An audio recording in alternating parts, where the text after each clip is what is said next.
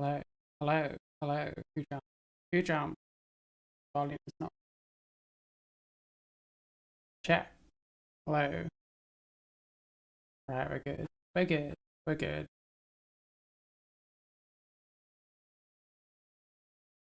Don't forget to like the stream, etc. Or for review one. We're gonna get started in a sec.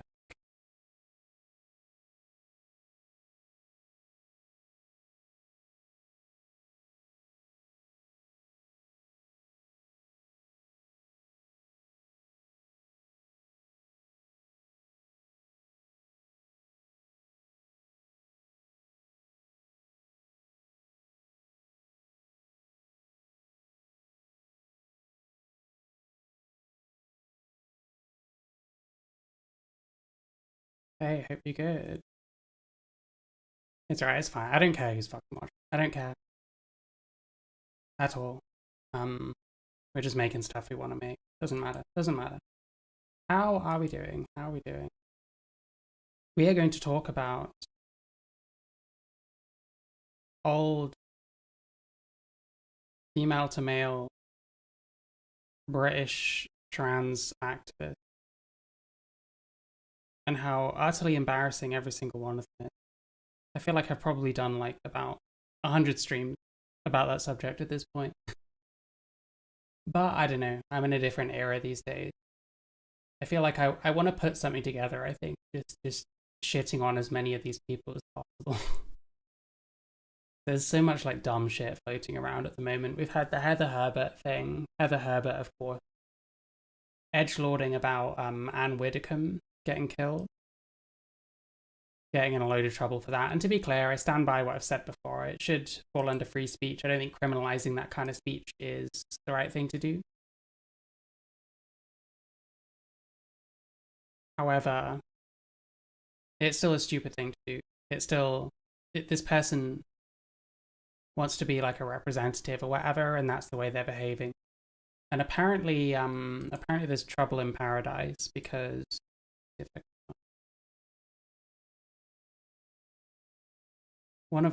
so it's Heather Herbert and that Sophie Molly are in a polycule, which is a multiple person relationship. They all live together and they all do things that I do not want to think about.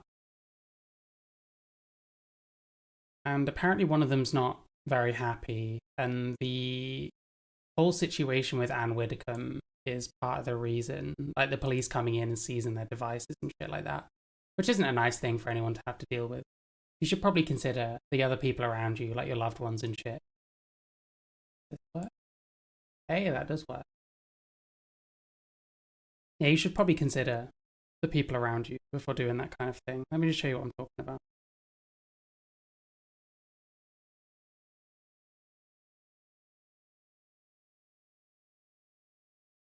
So this is another member of the Polycule.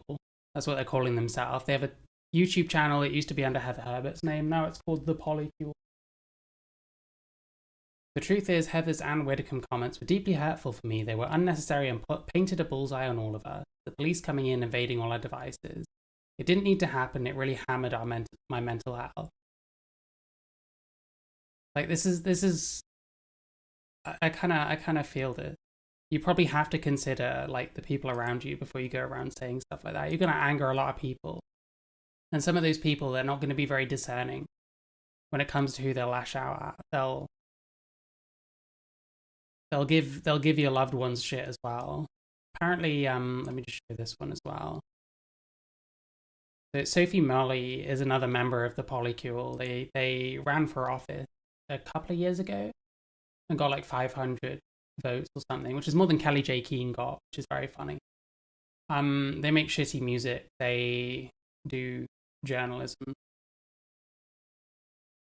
And again, this person is not very happy with Sophie Molly. Now, I watched a video fairly recently of the three of them. So it was this Poppy person, and then Heather and Sophie. And they're talking about like the what was it? The guidance for single sex spaces and stuff. And Sophie Molly was crashing out because that's what that person does. Maybe this is a little hypocritical for me to say, but not very emotionally regulated, you know, that kind. And to give them credit, Heather and Poppy here were actually trying to talk sense into her and like, you know, well, there's a bit more to it than that, you know, but they're not just gonna take you out the back and shoot you if they catch you in a women's toilet. That kind of thing, which I did at least respect. You know, I credit where it's due and shit. But yeah, for the record, living with Sophie Molly is a permanent me fest. It's like permanently being slapped around the face by pathological laziness unless it's something that grooms her ego. Simply put, I stopped being able to cope with Little Miss Can't Be Wrong. You can see quote me on that. So yeah, this person I guess is this person is fucking off, I guess. I don't think they have made a video since. Just give me one sec.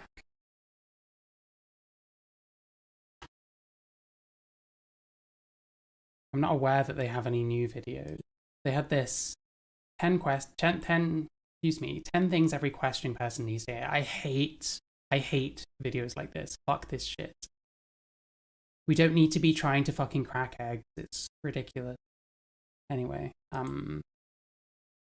yeah, so since the since the Anne Widdecombe debacle, they haven't made any new videos. Was Poppy in this one? Hello. Oh, sorry, jump scare alert. No, not in this one. That was this one. This is the last rolling. This is the last time this Poppy was seen on that, so I guess they fucked off since then. Very funny. Not surprising, to be honest. I feel like these trans polycules are pretty much just fucking gotta catch them all for personality disorders. Very nice, very nice. So that's them. What the fuck? It says that this video is AI. Wait, what? I don't know. YouTube seems to think this is an AI video. I don't think AI has gotten this like sick and twisted yet, but sure. Something odd going with these glasses as well. Anyway. So I made this video here on the left. Oh, I made a new video. People should watch this new video I made. It hasn't got enough views yet. You should watch it. It's not about trans stuff. It's more interesting. I made this video about the trans girl guiding ban. So teenage boys that transition and become girls in as much as they can no longer join like the girl guides, which is like scouts but for girls. And girls can join the scouts anyway. And trans girls can also still join the scouts. I made a video about this whole thing. It was actually going to be something else. So I was going to talk about that and then kind of move on to the kinds of people pushing this. And I did some of that, but it was a lot more kind of stripped down. Because originally I was kind of getting a bee in my bonnet about all these older, like, often rich as fuck, privileged trans activists, the kind of people like Katie Neves, who they transition, they just thrust themselves into like trans activism. They're your representatives now, and you can't do fuck all about it. They'll speak at like pride events, they'll go around telling everyone how to be more inclusive to trans people. Ain't none of us asking for that. They have no idea what the experience is for the average one of us that waits years and years on the NHS and doesn't have a pot to piss in. And you'll things will get better. Like, I think more than ever I've realized that as much as like identity things, being trans, being whatever, can impact you and it can mean that you're less privileged in one way or another. I think that like class is just so much more important than any of those things.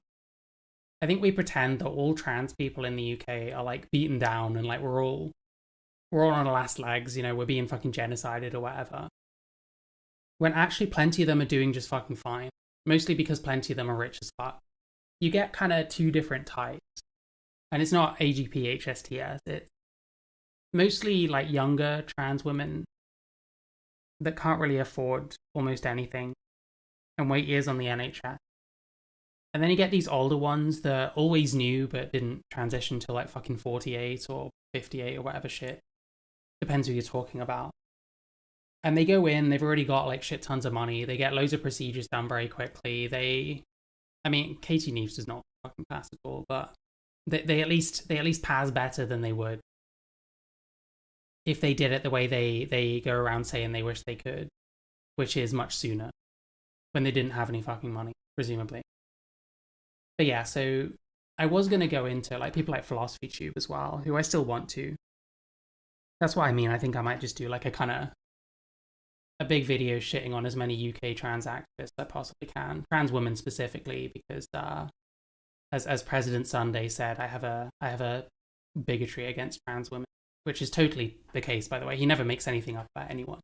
He is never known to just completely bullshit about people, and his dumb, impressionable audience just eats it up. No, sir. India Wallaby. I mean, India Wallaby is like low-hanging fruit as fuck. You don't even need to work for it. But anyway. So the person I'm interested in today has this podcast going on, which seems to be a fairly new thing. Lavender and Steel. Let me just see what the welcome is.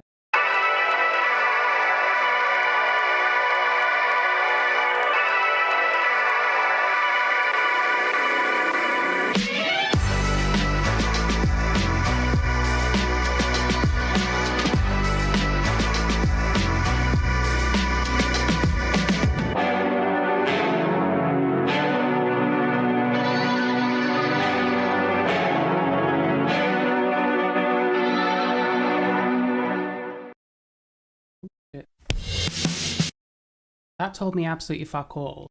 So this person's name is Rachel Saunders. I just realized I'm going to have to bring it up again.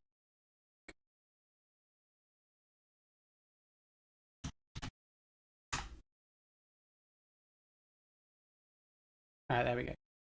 So this person's name is Rachel Saunders. Mostly I'm familiar with her for two reasons. So they did a debate with Brad Palumbo. For the most part, it wasn't like the craziest thing ever. I think they had a few interesting quotes, but it was mostly, you know, they're more academic. It's the kind of thing that just devolves into like rambling a lot of the time. We'll play a short clip so you know what kind of person we're looking at. In fact, it probably was in the past, but that was wrong. Isn't the answer to have a laissez-faire, open marketplace of ideas and expression and let people speak their minds? If society was equitable, yes, 100%. But society is made up of an overlocking and interlapping series of minorities. Some minorities might have a majority, inverted commas, but then you get small minorities who don't wield political power, don't wield enough political capital or social capital to be able to critically engage with that dialogue. And they don't have the political capital to push back against the overarching narratives. Now, the difference between American gender critical feminism and British gender critical feminism is that in America, you've got a very strong, very well-funded, grassroots, almost astroturfed political movement that after gay marriage, after Obergefell was passed down by the US Supreme Court, they shifted from gay marriage to trans rights. And over the space of 9 years, they've slowly turned a question about trans identities into a weaponization of trans identities. So things like sports, things like pronouns, things like medicine, puberty blockers, even... They mentioned sports. This is a woman, by the way. Do not misgender this beautiful woman, please, in my presence. So they mentioned sports. Now, I think a lot of this is nonsense. Like, you can get, like, political capital as a trans person. It's not about being a minority a lot of the time. It's about, I think, like I said, I think class is just much more important than that kind of shit. But anyway. So they mentioned sports, which is interesting because they are a trans athlete who want to play sports with women. My absolute favorite. Are they in chemo? I have no idea, to be clear. I'm just not commenting. If I don't comment, then I'm fine. And I'm probably not fine because I'm going to end up misgendering them because they don't pass. And that's my fault, apparently. Yeah, so this is, again, the same person. You'll see. Rachel Saunders right there. Support trans inclusive sports. My name is Rachel Saunders, and I need your help to fight back against England hockey's guidelines banning all trans women and non-binary people taking testosterone from playing women's field hockey. Straight away. So male people and women who are juicing. Taking testosterone is juicing. That's basically what we're talking about here. You want, bear in mind it's hockey, it's a contact sport, you can hit each other with sticks and stuff, people probably get hurt. At least some of the time. I know in America, like ice hockey is pretty nuts. Literally punch-ups and shit like that. Maybe it's kind of disconcerting for women to go up against other women fucking hulking it out on fucking testosterone. It's juicing.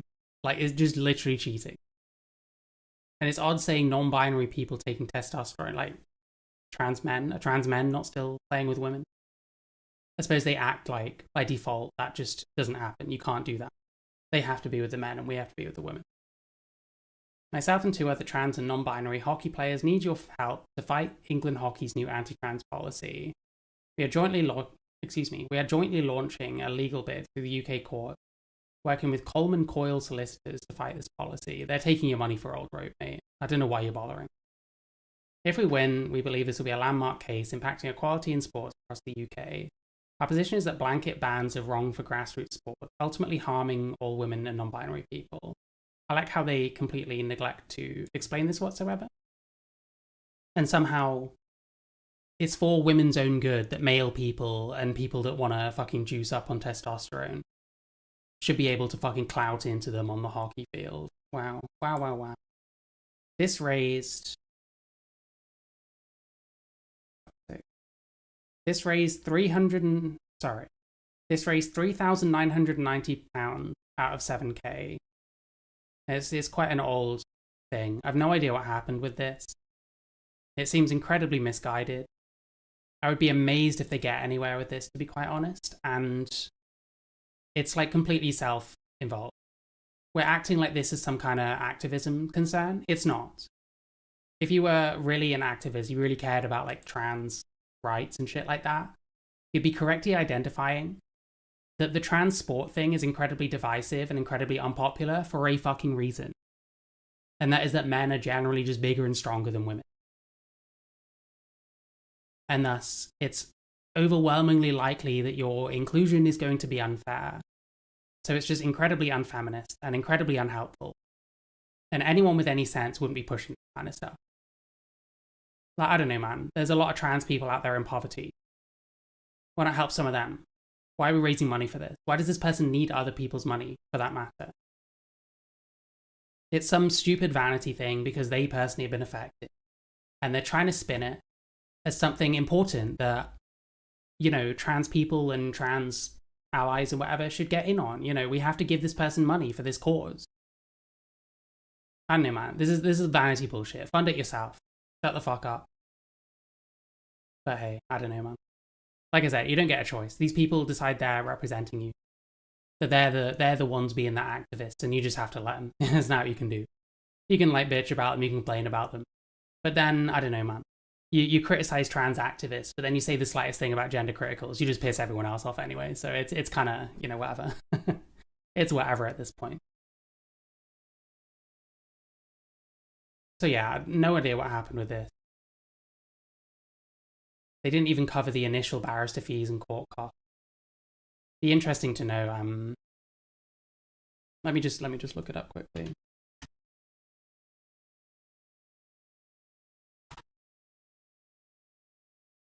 The last I'm seeing is all from April. Got a Pink News article, which I'm sure is suitably retarded for Pink News because all LGBT media is a psyop. All of these people, the people that run Pink News, they fucking hate LGBT people. So they represent us as dishonestly and embarrassingly as fucking humanly possible. So anyone with any sense reads it and they're like, this is actually really fucking stupid. But then people with less sense will be like, oh, you people really do actually just want to colonize every woman's space and whatever other shit, which plenty of us actually don't. You know what? Fuck sport. I don't care. Sport is not my shit. Let the women have their own fucking women's sport. Just fucking... just fucking let them have it. It's not worth it. We don't have to be literally included as women for all intents and purposes. There's going to be the odd way in which it's not going to work, and that's okay. That's fine. More than anything, what the fuck does this sport shit do for like the truly fucking marginalized out of us? What does it do for the people in poverty? What does it do for the people waiting fucking years and years and years for like treatment and shit? It's just really dumb. But yeah, there's no news on this, so I'm guessing it didn't go anywhere. Thank fuck for that. Don't know what they did with the money. Don't know why they feel the need to reach into other people's piggy banks for this. Knowing that people are going to be dumb enough to support you because they think it's a good thing to do. And that kind of really sucks, the way we kind of twist people around like that. Well, you know, you do this because you're a good person. Well, are you a good person for donating to this? Not really. But that's a whole other thing, I guess. So yeah, we have this. They spoke to Frida Wallace about this sports thing a year ago. I think this was around the time when they launched this campaign that went nowhere. Complete waste of time.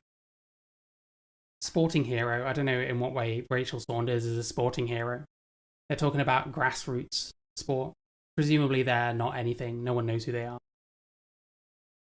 But anyway, this leads me on to the dumbest trans Twitter controversy I have ever fucking seen in my life. And that's saying something, because all of these controversies are fucking dumb. I can't think of almost any that weren't the dumbest thing ever. And yet, we've managed. So, they spoke to Frida Wallace over a year ago. They've spoken to Frida Wallace again, and we are going to watch it. That's going to be our first kind of portfolio. So what happened was, J.K. Rowling shared a picture of Frida Wallace, and a bunch of people said that she was upskirting Frida Wallace. Now, the picture in question comes from this event. Can we see? So IEA, Institute of Economic Affairs. We watched this on stream like ages and ages ago, like very old content for me. Very funny, very funny. Basically, you've got Peter Tatchell and Frida Wallace on one side, supporting transgender ideology, or something of that nature. On the other side, you've got Helen Joyce, and I can't remember who this is, obviously arguing against.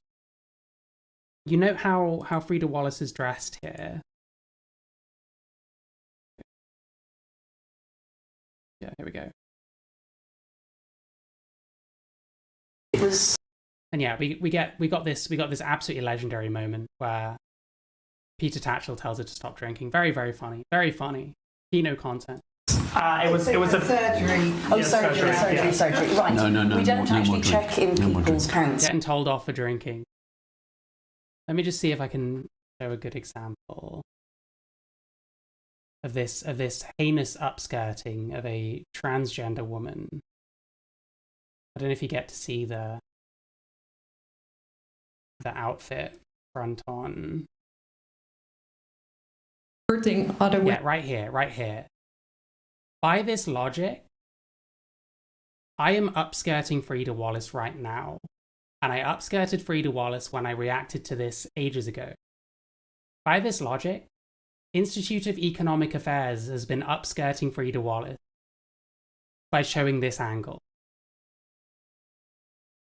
And people have kind of twisted it to be like, oh, well, it's like, well, what were you wearing though? It's like what people say when they want to victim blame women that get raped and shit.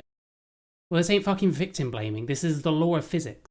This is, you're wearing a tiny skirt and fishnets, and you're sat like this, eye level to a bunch of largely middle-aged women, I'm imagining.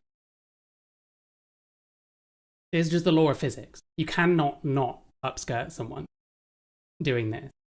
Apparently India Willoughby shared the same picture that J.K. Rowling did like years ago, criticizing Frida for her dress sense, which is very funny.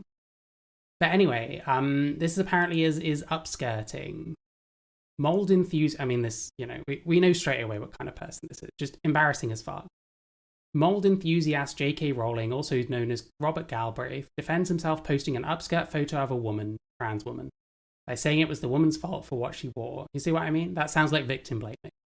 This is the most stupid framing possible. This is what happens when it's no longer about anything real.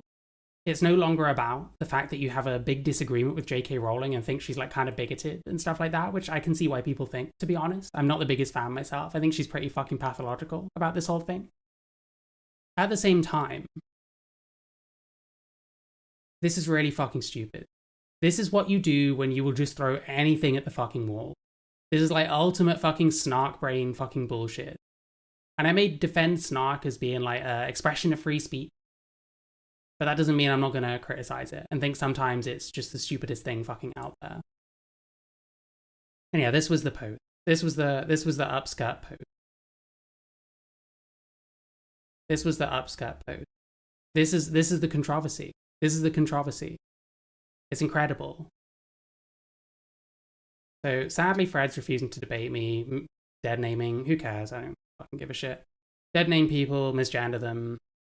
I mean, you do it to me, it's just like, well, we probably aren't going to be best friends then. Let's just move on. But no, we have to make it into some bigotry thing. I think it's pathetic personally. Don't care. Move on. To prove I have no hard feelings that Fred does engage with some lucky women, here's a picture of him debating Helen Joyce. I hear he left an indelible impression on the audience and the chair. I mean, this is like bullshit snark shit too as well. You know, she's in her 50s still acting like this. It's pretty embarrassing all around, in my opinion. Like, it's become just this, like, pathetic fucking everlasting slap fight between people like J.K. Rowling and people like whoever the fuck this is on the other side. It even hits Snopes. So, you know it's bad when even Snopes is saying, well, this isn't really quite true. Did J.K. Rowling post upskirt photo of a trans woman on X? The wealthy author escalated a social media spat that resulted in posting a photo from a 2023 event at Institute of Economic Affairs. The rating is mixture. Rowling posted a photo of Wallace, a trans woman, in which viewers can see up her skirt. However, whether the photo met all definitions of upskirting was debatable. It wasn't taken surreptitiously, but rather in a public setting. Also, no genitalia were visible, and the camera wasn't aimed up the person's skirt, dress, etc. I mean, I disagree. I'd say it probably was aimed up there. But again, we come back to, like, the law of physics. We come back to this person's, like, not crotch, I guess, but, like, the upskirt region or whatever is just in everyone's eye line. You know what I mean? So it's just stupid. It's just really fucking stupid. Don't know who this is, Miffy the Gamer. They're a complete moron because they're pushing this. They've cropped the bottom part. Okay, so if this is so awful and so offensive, why aren't we complaining to the IEA for also upskirting Frida Wallace? I don't know. I'm going to find out because I'm going to watch this. Rachel, so this is a different one. I don't know. Excuse me. I don't know how Frida has reacted. We're going to find out with the video that we're going to watch. But it's not like she's done a privacy complaint against this video, and it's been up for long enough. In fact, I happen to know that Frida reacted to this herself, so she's clearly okay with this being up and out there, you know what I mean? Which is fair enough. You know, you wear something like this, you kind of show off whatever it is you've got. If you're just kind of, okay, whatever, this is what I'm doing, then that's fine, I respect that. But they discussed it on this Lavender and Steel podcast with this Rachel Saunders person who did this stupid campaign. So we're going to see. So Frida Wallace responds to J.K. Rowling. Let's have a look. Hello. My name is Rachel Saunders. Welcome to the Lavender and Steel Hot Takes. Today, I have got the great pleasure of sharing the space with Frida Wallace, who many of you will know, the awesome barnstorming trans podcaster, presenter, and all-around awesome person. Today, we're going to be discussing J.K. Rowling, who posted a upskirted picture of Frida on social media last week. Terrible framing already. Not true, but okay. causing a lot of emotional distress to Frida, and so What? Bro, is this seriously going to be like a victim thing? Listen, I haven't pre-watched this. I was told this was really silly. Emotional distress. Okay, why didn't you ask these people to take this down then? Why did you willingly sit eye level with these people showing the same thing that we're now saying is upskirting? Like, what are we doing here? What are we doing? this is an opportunity to give her right of reply on this. So without further ado, would you like to introduce yourself and explain how you're feeling? Well, I think you've done me a great introduction already, but... Okay, agrees with the framing. Okay, so we're literally pretending to be a victim here. That's nice. That's the meta now, isn't it?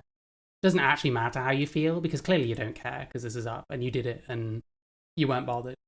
You kind of treated it at the time, because I remember the reaction at the time. We can have a look even, see if it's still up.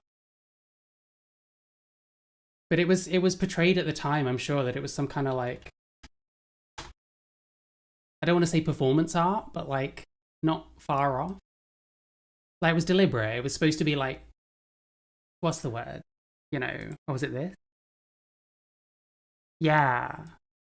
But do we discuss? Oh, I can't get the transcript. For fuck's sake. I want to see if we discuss like the way that we're dressed and how we feel about it. Hello and welcome to the witch trial of Miss Frida Wallace. And Peter are starting from... They're not necessarily philosophical principles. On board with the idea of transgender ideology anyway, or transgenderism. It doesn't matter what they call it. They just don't agree with the idea of somebody being trans. That's it. Then they've wrapped a bunch of arguments around that. So their starting point is trans. Right here, I must admit, I made the mistake. Now we have our first speaker. Oh, it's my turn. Who is Frida Wallace, who is a Manchester-based... I don't fully agree with myself here, I must admit. I made the mistake of she also co-hosts going in too philosophically at first. Trans experience in the UK. Well, first of all, I want to say transgender ideology is a conspiracy theory. That's true. Well done, Frida. It allows you to isolate... I look terrible. Society is a problem. Now, me being trans... Why have I not got my pony in? ...or effect of anything. There may be people... Doesn't seem super distressed by the fact that their crotch is showing. Doesn't seem super distressed that literally you're seeing the exact same shit as what was posted. Doesn't seem bothered about it, which is fair enough. I agree. Doesn't fucking matter. You chose to dress that way. You're not being a fucking loser about it at the time. Good on you. Fair enough. Respect that. So why now are we a victim because a still was posted of it on someone's account that you don't like? For what reason? This story that's come to light, obviously J.K. Rowling, she was like egging me on to have a debate because I was saying, my initial post was you're going to need better argument. And I was like poking her because I'd, just go. But she... Yeah, so poking each other on... So why are we... It's just gonna drive me insane.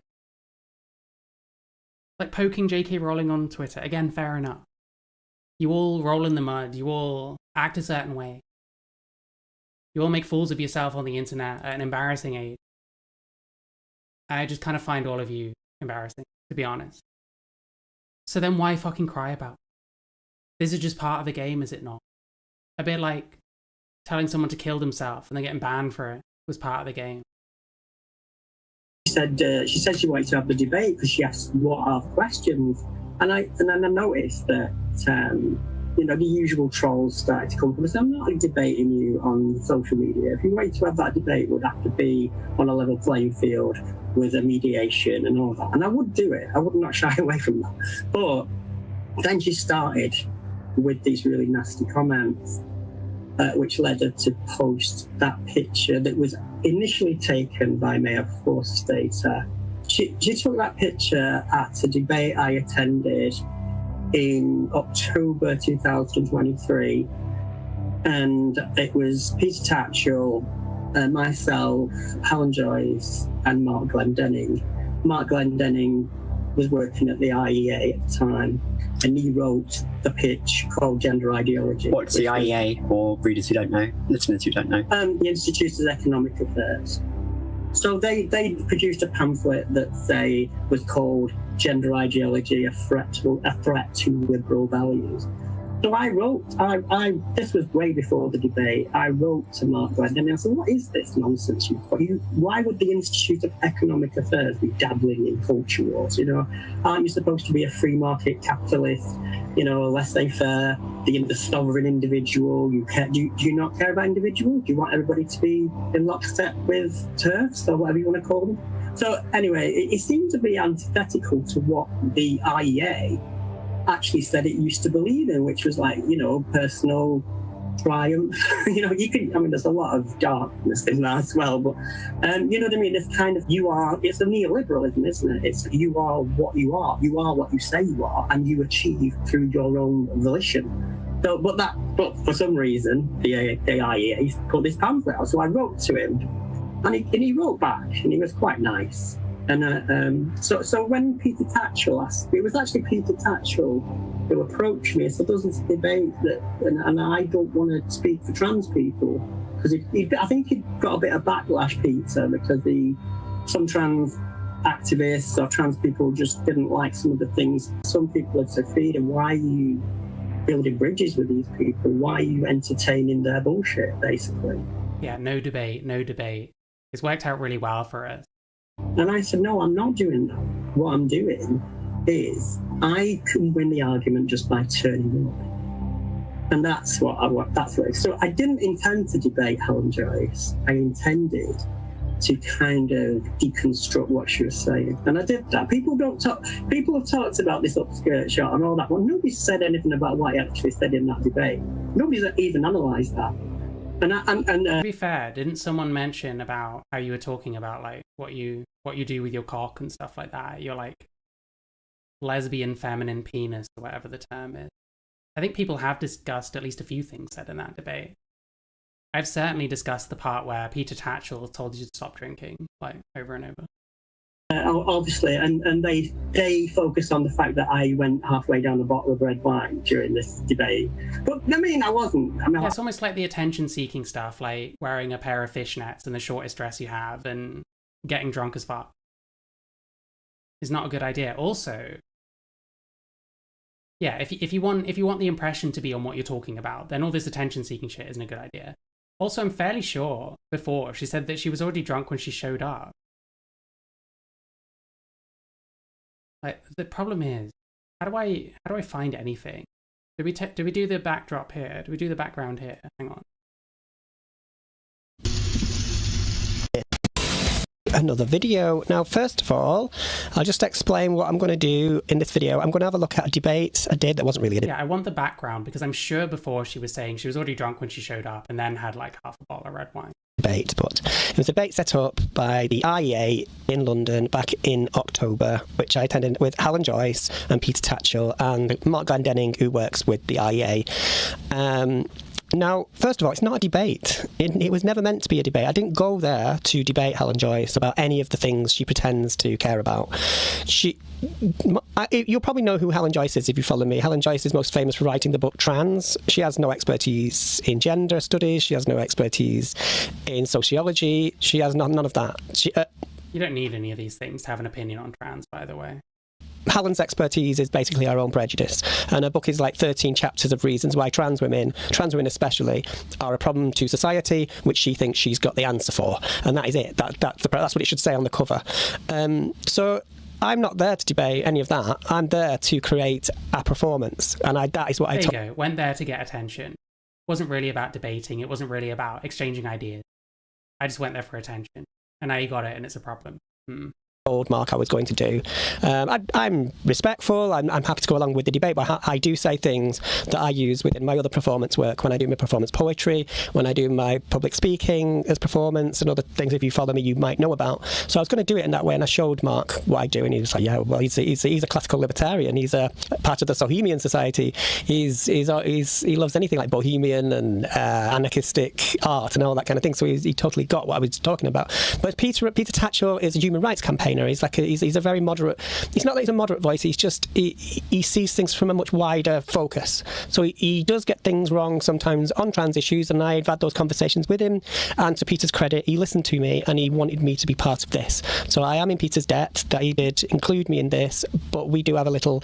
You can see in the debate that we do disagree, and that I think that's fine. It's just I'm a little bit. They told her to stop interrupting her at one point. Very funny. Very funny.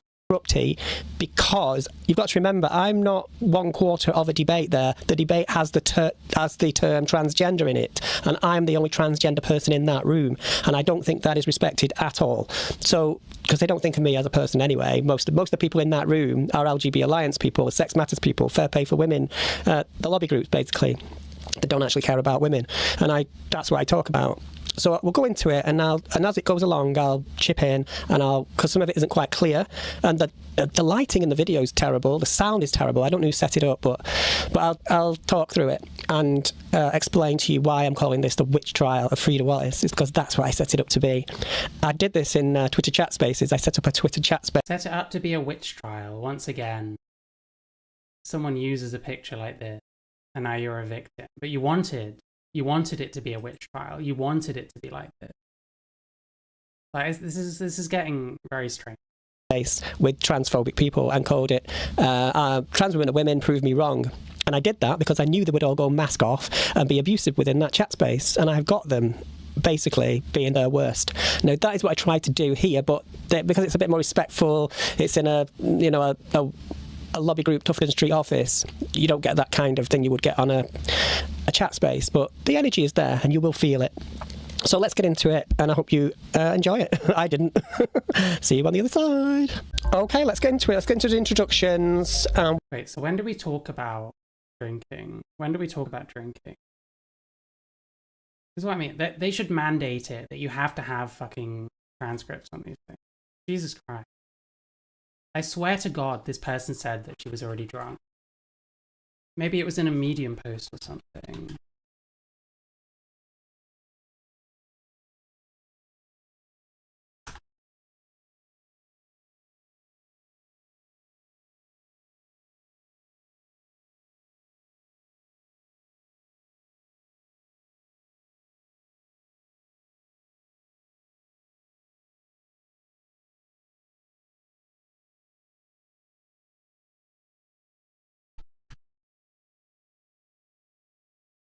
This maybe? Or is it this? Let's have a look. I swear to God, this person was saying that she was like drunk as fuck before, and now is saying, because like the whole thing then was like she was making a mockery of the whole thing, and it was like performance art or whatever, which kind of seems like coke to me. You know, like, showed up to make a fool of yourself. People don't usually show up to things to make fools of themselves. That's usually what you say afterwards to try and like cover for it. But at least, you know, at least you're kind of being honest that it's just attention seeking. And that presumably the outfit would have been part of that. Whereas now it's like, oh, don't show my outfit. Don't show the result of me wearing that outfit on that stage. Or you're upskirting, and that makes me a victim somehow. Most of all, I just want the fucking fake victim shit to go away. I hate it on both sides. Everyone just wants reasons as to why they're victims, and then shout about it for fucking ever. Doesn't do anything for anyone. Doesn't help anyone. You're just making the whole thing look stupid. Fuck. I'm just trying to find that looks drunk as fuck there as well.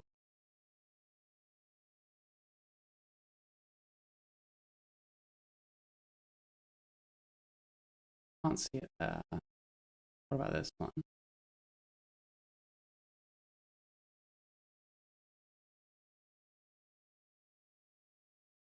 talking about abuse and malicious attacks. There is crybullying shit even back then. Maybe it was just always pathetic and embarrassing.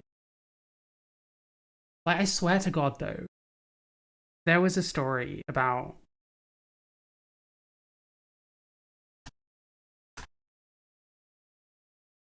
she definitely told the story before that she was already drinking beforehand. It has to be somewhere. It has to be fucking somewhere. Jesus Christ.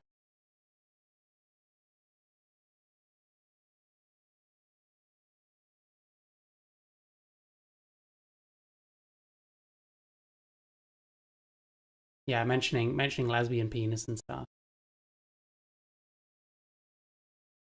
Malicious rumors. I can't care about any of this. All of these people on Twitter that fucking shit on each other endlessly, tell each other to kill each other, kill themselves or whatever.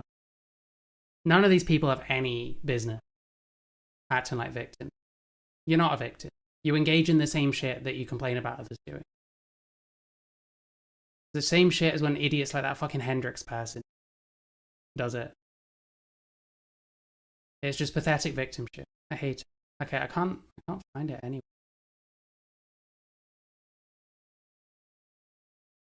There wasn't anything else in this, was there? I need like the backstory. Do we see the drinking? Possible. I'm gonna. Thank you to people that sent me nice messages though, because it really made. Thing you do is sort of say that they are trans inclusive and cross their fingers behind their backs and try and manage a way to make. So I would just point. Notice how the moderator lets Alan speak. Rapes are even reported to the police. Exactly, Alan. Actually prosecuted. But you're not helping that. There is no possibility of doing a risk assessment based on what we know about. She liberalised to Spain at the end of the Sex Matters project. There's just not. It doesn't exist to do that. It exists to, delegitimise transgender identity. That is it. Just be honest. I wouldn't mind so much if they were honest about that. Instead of wrapping this thing up in fair play for women, the Women's Rights Network, standing for women. They're using feminism as a weapon and a shield. Boring. I don't know if I'm going to be able to find it. This person has definitely said before that they were already pretty drunk when they showed up. They're kind of expressing a disdain for the event in general, and that they're just there to put on a performance and do whatever. And they're dressed a certain way. You assume that that's kind of part of that. So why are we acting like a victim now? I don't know. I went halfway down a bottle of red wine during this debate. But I wasn't drunk. I was a bit tipsy. And that was just like Dutch courage, really. Yeah, I think that's fucking cap. And it wasn't just that wine at that event. There was drinking before. Because imagine being in a room, you're on a stage, and everybody is LGBT Alliance, Sex Matters, Women's Rights Network. Everybody is looking at me, and it's like I felt like the Elephant Man. You know that bit when John Merrick and they bring him out, and everybody, look, behold, we found one. That's what it felt like. So I'm not playing this game, Peter. I said, I'm not playing this game. You can have the debate with Alan Joyce. What I'm going to do is I'm going to drop some bombs. And he said, and he was like, no bombs were dropped, by the way. Don't do that, Pete. And there's a really funny bit where I'm necking the wine, and he says, too much wine for you to put it down. And he's like, oh my God. Yeah, I think he really thought I was going to stand up and do something drastic, Anyway, so I'm sat there, and I noticed my four-starter in the front row taking photos. Well, that's fine. People take photos at events and stuff, but she was looking at her phone and giggling and showing her phone to Akua Reindorf, who was sat next to her. Well, that's really creepy and weird. Why are they doing that? And I think they were doing that to intimidate me before I'd even said a word. I don't know what the fuck we're talking about here. I've not heard anything about this until now. Really annoyed Helen Joyce was her opening gambit failed because the first thing she says is, I'm the only person here whose voice hasn't been lowered by testosterone. She'd never heard my voice before. She'd never heard me speak, right? So, I don't have a particularly high voice or a particularly low voice. I just have a neutral voice. You sound like Johnny Vegas. And it's not something that I don't try too hard to sound feminine or anything, but it's just the voice I have. Anyway, it didn't work. But there's some really funny bits in that debate where you can see Peter nudging me and kicking me under the table. And it was like I've gone round to my parents for tea, and I've said something wrong. And I do actually respect Peter Tatchell. I know people criticise him and they say that he does say the wrong thing sometimes. And then, this was the other thing. I'd gone out before the debate. They didn't know this, to meet Mark Glendenning. Because he told me, which is fascinating to me, he was interested in the occult. And there's a group called the Stohelian Society. He knows I love anything to do with Fitzrovia and the old gay London. And he's telling me all these stories. It's fantastic. And while I was at went to a restaurant called Rumbles, and it's really nice, and he paid for everything. And he said to me, so what are you going to say in this debate? And I said, I have no idea yet. He said, you're not prepared. I said, well, I'll prepare, but I'm not going to tell you.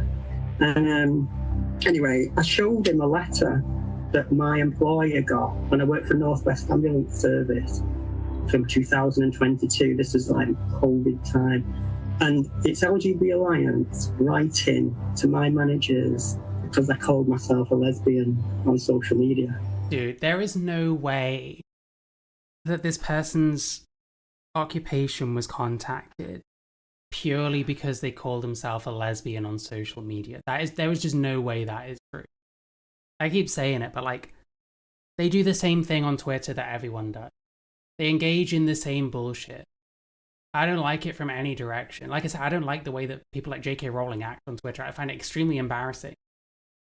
But are we seriously going to say, oh, well, it's because I called myself a lesbian? No, it's because you're rolling in the mud. Because you're all fucking losers with nothing better to do than insult each other constantly and threaten each other and tell each other to kill each other, kill themselves, whatever shit. I don't know.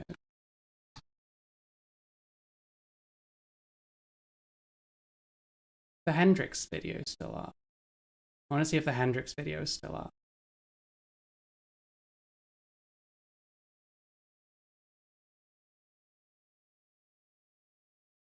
Where are we at? Oh, they spoke to Thomas Willett. That guy's a fucking retard. Absolute moron. Where's Hendrix? There he is. From the left, about Biden and Harris. I mean, when I was in New York and I saw those shops with all the Trump... Just need the part where it says why she got banned, because kind of suggests to me as a bit more to the story than, oh, well, I said I was a lesbian and I'm a man, so they reported me to my employer. And your employer ain't gonna fucking fire you because you said you were a lesbian. That's not gonna happen. If they fire you, it's because you're representing them in a way that they don't want. And they don't want that shit, YouTube search transcript thing is fucking... No results. Okay, well, can I go back to the fucking transcript then? Actually dogged it. No results found. Okay, well, I don't... Jesus Christ. Where was it? Where was it? I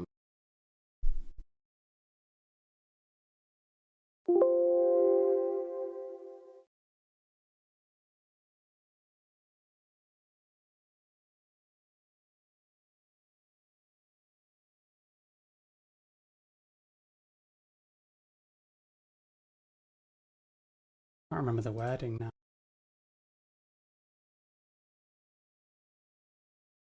Merchandise. There was hardly any Camilla merchandise, and unfortunately, yeah, I mean, they do often say that, the way that they... Yeah, just to be clear, they're talking to Hendrix, who used to be a fucking TRA crybully, and is now a D-trans gender critical crybully. Just as much of a piece of shit now as he was. Absolutely no time for people like that. No idea if he's even actually D-trans or just saying he is, because you never tell. The easiest grift ever nowadays. So people that actually have suffered difficult shit and D-trans and had bad experiences because of it, they're all fucking mixed in with these fucking retard fucking grifters like Hendrix nowadays, which is very nice. Where the fuck was it? They got banned. They got banned for telling people to kill themselves. I will find it. Jesus Christ. Because I hate neoliberalism so much, and I hate the whole way things were just plodding on, and everybody was pretending everything was okay in Gaza, and everything was okay, and well, not okay, but we're just going to plod along. We're just going to keep ploughing money into things. And I think I am a disruptor, and the thing I like about Trump, ironically, after all I've said today, is that he's a disruptor, and sometimes, unfortunately, to wake people up out of apathy, you need a disruptor. And I'm not saying that I want this to happen or anything bad to happen, but as things were going, they weren't good. You know what I mean? Kamala wasn't the answer. They weren't. Kamala wasn't the answer to anything, and anybody that thinks so is kidding themselves. You know, it's like she was not the answer. The whole thing with Pride and Pride marches and things like that, I was totally critical of those. Okay. Not on Twitter. Followed you quite a while now. This shit takeover with myself, and this is good for me. I think because that is your activism. But I understand. I don't feel like social media is beneficial, and I have criticised people around me. I think I might have said something to you about why don't you just come off. But I understand why you stay on, because that is your activism. But I was gonna, how do you cope with all this stuff? Because it is nasty. How do you cope with being on Twitter? It's so How do you cope with being a prick to people and then being pricked back to you? How do you cope? Embarrassing. Anyway, I think I found the part. Hang on. But, and I don't want to dwell on her as an individual either. I'm just saying, like, let's use an example of getting a pile-on, or when she shares me, then their flying monkeys are going to come and bombard me. So that can be a bit much. Well, one of the reasons I'm not on... There's idiots talking about J.K. Rowling. Basically, what he used to do is, like, at her constantly, saying all kinds of shit. And then occasionally J.K. Rowling would respond with some other bullshit. And then this person would start crying about how a bunch of her followers supposedly sent him, like, mean messages or something. I can't remember if he ever even, like, evidenced any of these. But it's like cry bully shit. You're like hassling someone constantly who's bigger than you. They might reply and their fans might not like you very much. Like, it's to be expected. Like I said, this person's a fucking idiot. I'm sure he's doing the same thing, but to, like, TRA types now. It's pathetic either way. Don't like it. Not a fan. Twitter is because... That can be a bit much. Well, one of the reasons I'm not on Twitter is because, I had quite a big account for a while, which I'd built up. I was quite proud of the fact that I built it up without boosting it artificially, like a lot of people do. And I said the wrong thing. I was just really angry one day, and I think I said, I won't say. I think I said, you should just delete yourself, you cis bitch. and obviously that was seen as a death threat. And I was like, there you go. That's the way this person acts on Twitter. But we're gonna say, oh well, the LGB Alliance reported me to my employer because I said I was a lesbian. No, there's more to the story, isn't there? There's more to the story and you're lying. Just be honest. Just be honest. Shut the cat, anyway. And their criticism was, I should not be working for a healthcare organisation. I think you should actually show, like, what they actually said instead of summing it up. Because every time these people sum up things that other people say, I just don't believe them. I just don't believe them. But they'd found other things I'd said, because they found other things you'd said. Okay, wow, amazing. If I've got anything, it's a big mouth.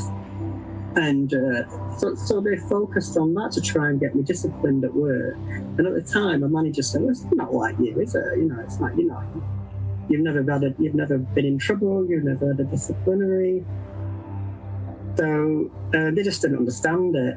But because it said LGB Alliance and charity on it, they had to take it seriously. And obviously, any complaint has to be, you can't just ignore a complaint just because I say it's nonsense. So they did, but nothing came of it. So they didn't even lose their job over it. There, I can't remember why. It would have been about some Twitter.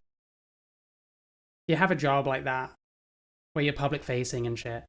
You do actually have to watch how you act on social media, because your employee is not necessarily going to want to be represented by someone that's constantly saying insane shit on the internet, constantly getting into arguments with people, telling people kill yourself, you cis bitch, that kind of shit.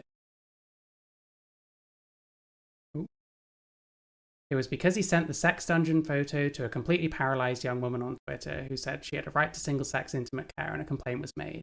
I do remember something about that. I remember they sent me the same picture just randomly on Twitter once when I used to use it. I'm not on there anymore because fuck that shit. I remember Jack Jewell saying that they sent that. I forgot about that. Hang on.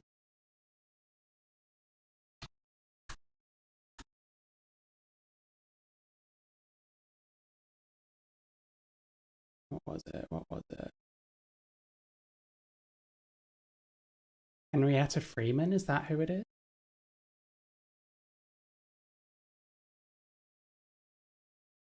I remember Jack Jewell saying he randomly got this picture, and I've seen the same picture because I got sent it. I didn't really want it. Felt a bit strange. I don't really like being exposed to other people's sexuality just in general. It doesn't matter if they're like gay or straight or trans or whatever. Just a lot of the time I'm not, that isn't my thing, you know. I don't discuss that kind of thing with people.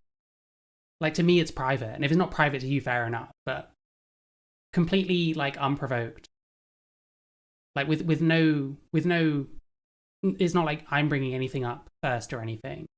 You send stuff like that, you know.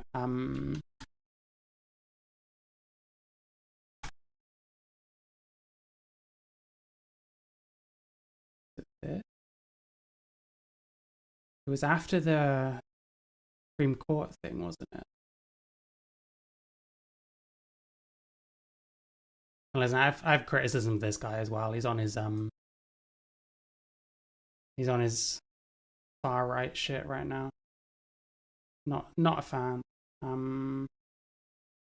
Was it live or was it? Makes a joke about the application code.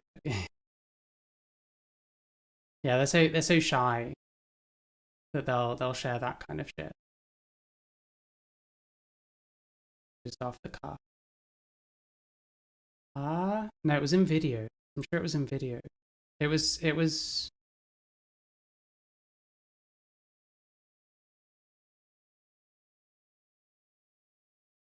so much shit.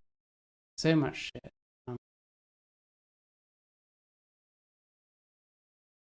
Kelly J. Keane.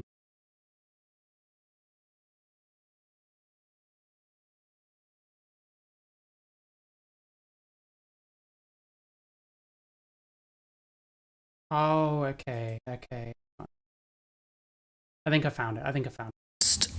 Well, lots of women disagree with that because you basically think being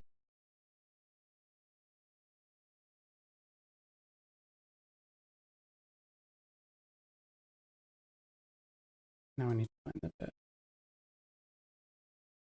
You're out in public and you're pointing at strangers because you think they might be trans, then you've got a problem, you know that, and people do that. Well, this isn't about that, is it? It's just about determining what sex discrimination is in law. There's many people who shouldn't be out in public. It doesn't stop them going out and doing horrific crimes, which is why we have safeguarding. So, and also this thing about... Talks about debating her. That was what it was.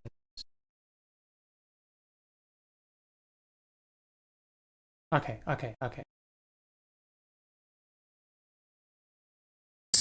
Well, lots of women disagree with that because you basically think being a woman is a costume, and you are also a male who dresses up in a very fetishistic way and have said the most disgusting stuff. You post stuff online about going to the torture garden and being a dominatrix and being... You know what I've realized? Someone saying about TRA should watch GC content. They should engage in the other side. If they watch people like Steve and whatever, I think they would soon realize how much they're just giving this shit away to him. Because our arguments are so fucking terrible most of the time. Like, we argue on the basis of, like, rights, which is just really fucking dumb. It doesn't work. We're not actually talking about rights. We're talking about, like, trans people, not being treated well in society. That's where the conversation should be. And when you watch people like that, you realize the reason he wins these kind of conversations and looks good to people is because of what he's up against. When if people actually watched that kind of shit and understood where those people are coming from and how those people do what they're doing, they'd probably soon realize that there are plenty of ways of actually sticking up for, like, trans concerns and that we're just doing all of the wrong ones. Again, because our representation sucks. Because we're being led by fucking morons. Anyway, sorry.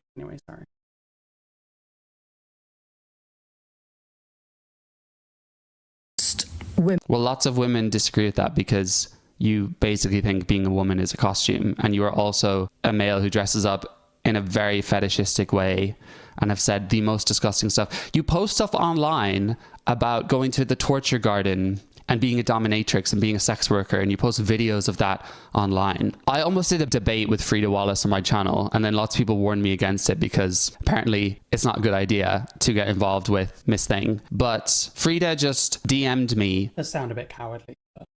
a video, unsolicited, of Frida pouring hot wax on a male on all fours, being a dominatrix. I didn't ask for that. If this is the kind of person... Yeah, I received something similar. It was like pictures or something, like spanking, like some old man or something. Didn't want it. Not interested.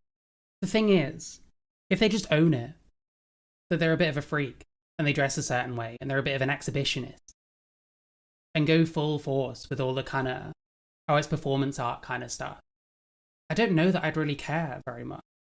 I don't know that I really have a problem. I mean, it's kind of gross them sending these kind of things. It's not crime or anything, you know what I mean?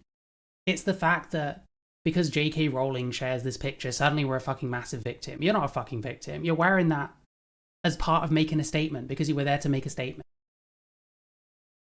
Like, it's just the most pathetic way of dealing with it. It's like so embarrassing. You are, there's very few women who just send unsolicited sexual videos, and that just shows your maleness coming through and your lack of ability to control your libido. Anyway, boring. There we go. Yeah, so I met Mark Glendenning and we had that chat. It was nice, and I couldn't really equate this guy with what he'd written. And he was like, I mean, I don't want to say too much, but he basically said, well, we're a lobby group. People pay us to write things. So I won't go in. Went out with one of the other guys. Doesn't seem to be mentioning any additional alcohol. There was definitely more alcohol than what she said. Now, the narrative changes because now we're a victim. Before we were like rebellious and like sticking it up to the system and like, yeah, I'll wear fucking fishnets on stage and like show off my crotch. But now it's like, oh no, I wasn't actually that drunk, and they're basically victim blaming me. It's like when men say that women shouldn't have worn that if you didn't want to get raped. You didn't get raped, mate. Well, I don't know. I don't know if that's true, but in this instance, definitely not. Too much detail about that because I mentioned names, but what I did feel was that the whole thing was a farce. Like, yeah, they weren't there to debate. They're there to stick to. So to be honest, then. So why are you whining about this? You weren't there to have an honest conversation anyway.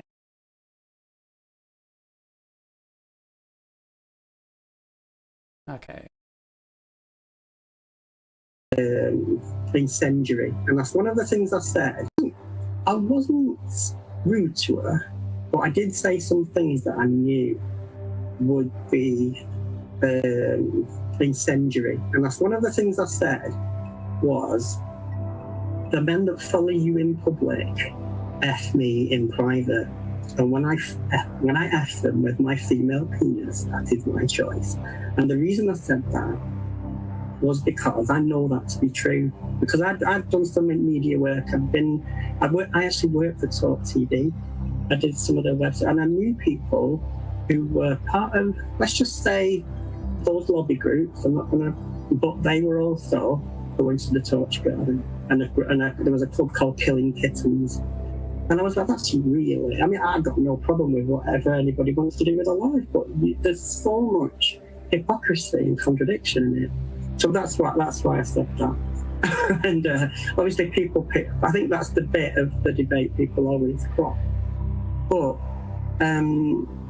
what else was it? Yeah, so the picture that J.K. Rowling has shared was from me when I crossed my legs. Just as I did that, she took the picture. And that's what she zoomed in. You know, if you look at the actual video of the debate, you can't see anything. It's like the camera's way. Bro, you can see. Where is it?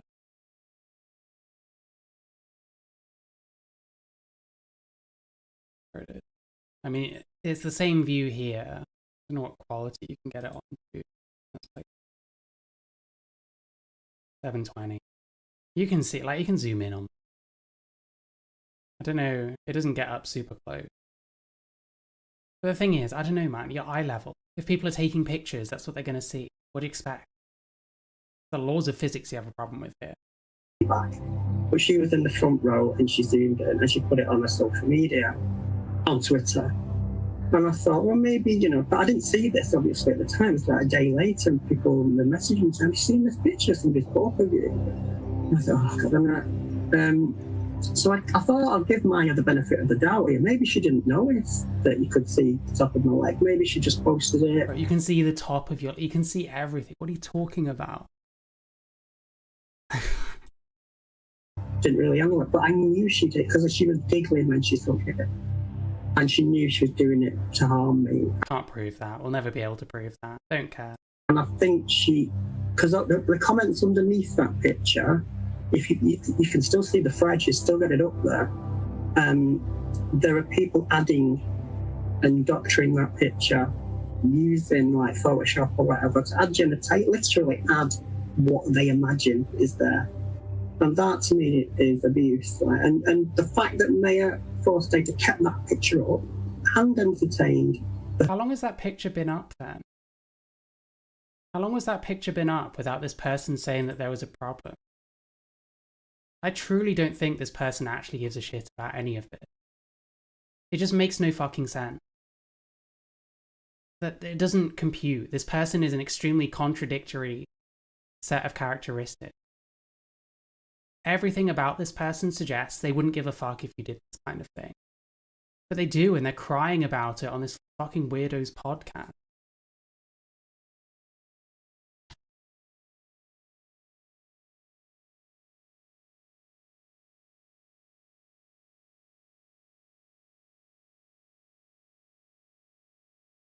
I probably, listen, probably risky, I don't know.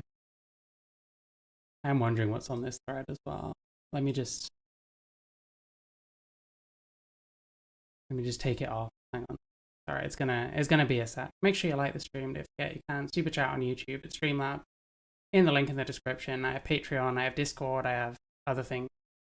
Check it out. Join the channel, something like that. Super chat. Like and subscribe. It's gonna take ages. Twitter fucking sucks nowadays. It takes like minutes on end to load like a bit of text.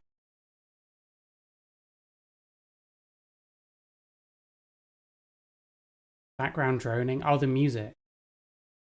I don't know. I wish it was quieter, or that we got decent audio of Frida. It sounds like it's recorded on someone's fucking old Nokia that's been in the bath a couple of times. But I'm coping okay. Yeah, so there's the picture. You can see the top of your leg. You can see the top of your leg in the fucking video. And you didn't privacy complain it, so I don't know.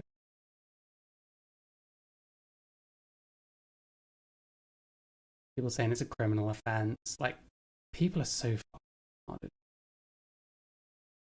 I'm looking at... So where have people photoshopped genitalia? Let's see at least if this person is telling the truth. Not seeing anything so far.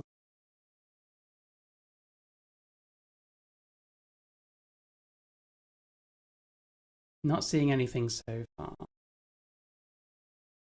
There's probably an awful lot of posts. You never know if the odd thing might slip through.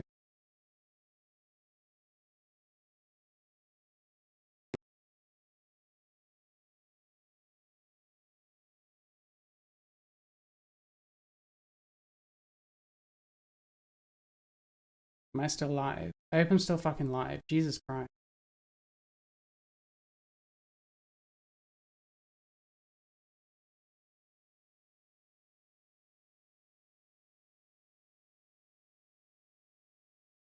I ain't seeing nothing.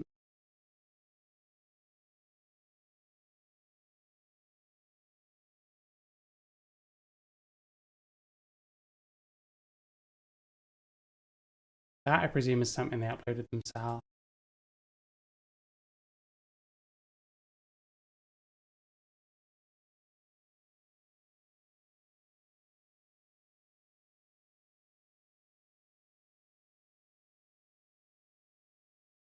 Still not seeing anything. How long do I have to scroll to find these posts that she's talking about?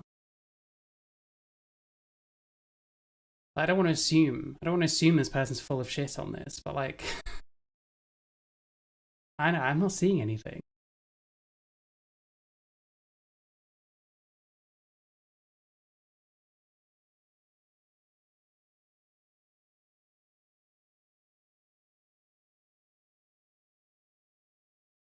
Is that the bottom? Right.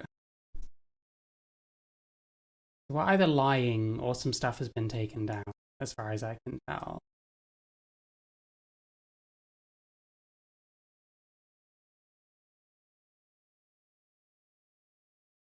But the lag is fucking ridiculous at the moment. I don't know what's going on.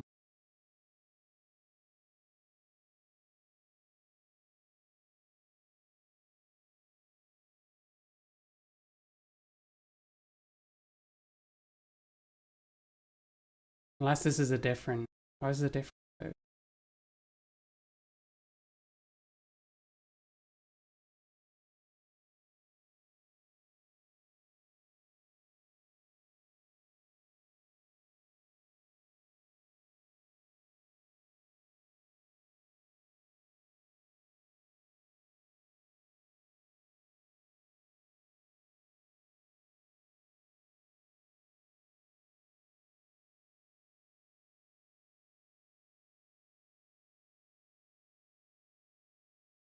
This is possibly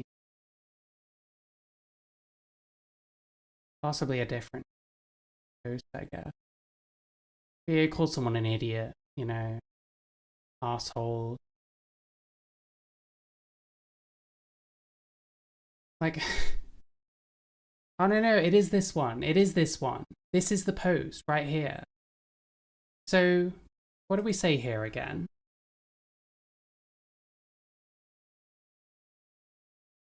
I think because the comments underneath that picture, if you can still see the thread, she's still got it up there. There are people adding and doctoring that picture using like Photoshop or whatever to add literally add what they imagine is there, and that to me is abuse. Right? And I cannot see any of that. The thread is still up. Yes, you're right. But I haven't seen any of that, unless they're in like sub comments and stuff, which is possible. But at that point, how much effort you have to go to find it? I mean, you see all these like retarded. I don't know who Daniel Lismore is. This person seems like a fucking moron. Someone saying it was a crime. Narinder Kaur, whoever this is a criminal offense. Like, these people are so stupid. Have you got no real shit you can be talking about? The Sophie Molly clothes facts. Yeah, they post these shit. They post this shit publicly. They make choices to do things publicly and then complain when people take pictures. Like, what are you fucking doing? It's so fucking pathetic. But yeah, I don't know.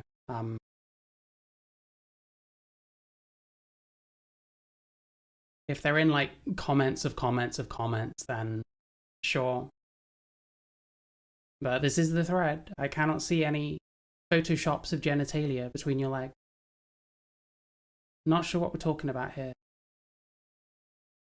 feel like you're just kind of fucking lying, to be honest. Don't know what this is. Wouldn't be surprised if this is from something else that this person posted publicly.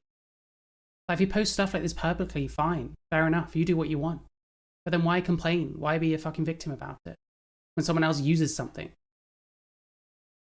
Like, you go to a debate dressed that way, and someone takes a picture of you, where it's physically impossible not to fucking upskirt you, and then you complain.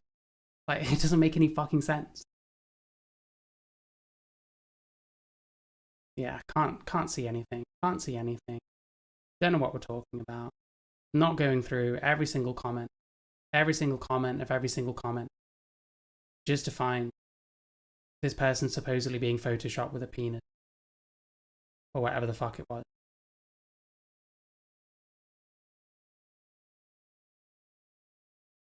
The fact that Mayor Forstater kept that picture up and entertained the conversation because she liked some of the comments where people, I think somebody said, "Can we see Frida's balls?" I think that was one of the comments, and she liked it.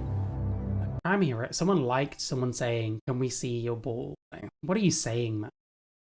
So I've got evidence of that, and the thing about it is, I did report it to the police at the time, and I had a conversation with a police officer, and he got back to me a few weeks later, said, "I'm not sure if I can do anything about this." It was like, and at the time I sort of gaslit myself into thinking, maybe it was maybe I should have worn a longer skirt, maybe I should have worn trousers, maybe I shouldn't have worn fishnets. You know? Do what you want, just don't fucking act like a fucking loser about this shit. You're doing this because it was J.K. Rowling that shared it. Or if it was one of her TERF mates that shared it, you do the same thing. You want attention, you want relevancy. You're not prepared to like actually just debate these people like they're saying, because you can't, because you're not talented in that respect. So you do what you do best and attention seek. Oh, I'll play the victim on the internet and that'll work. It's lame. Just stop, to be honest. Just like fucking stop. You know what I mean? But this is what I'm talking about. All these fucking old as fuck TRA fucking dipshits that act like representation and go around doing this shit. Just stop. Just shut the fuck up. Don't embarrass us further, please. The thing is with that, they call that fetish wear, but the tights were from M&S, the dress was from 16 Arlington, the boots were DKNY. And you know what? If Helen Joyce was dressed exactly the same and someone took a picture from that same angle of her, and she complained that she was upskirt, I'd say the same thing. It'd be pathetic. It'd be fucking whiny bitch fucking shit. And I was looking at something interesting actually, which made me laugh. You know Dawn Neeson, who's on GB News? She posted like that she likes to wear fishnets. And there was a really funny bit on one of the episodes of her programme where somebody pointed out, "Oh, you're looking a bit softy in your fishnets." It was all a bit carry-on film, and it just reminded me of that anti-trans conversation, because it's actually just misogyny. It's nothing. I mean, there is trans misogyny, but if you're criticising somebody because of what they wear, I mean, you could make the argument that some things are appropriate to certain settings, yeah, but I was out on a night out, as far as I was concerned. I'd come down from Manchester to have a weekend in London, and that is how I was going to treat her. And it was an evening event, went out for a meal afterwards with Mark. Okay, we're just fucking rambling.